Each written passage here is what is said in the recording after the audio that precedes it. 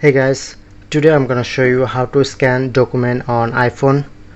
Now I'm provide two way. So the first way, open file,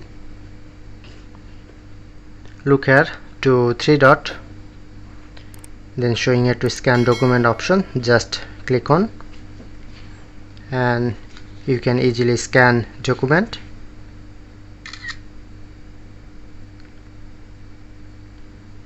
So this is the first method, and the second method,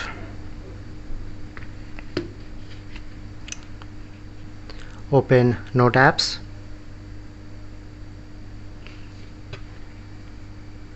click on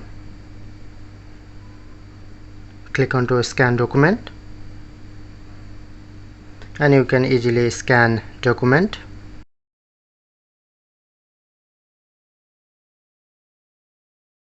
So that's it, that's how you can do it.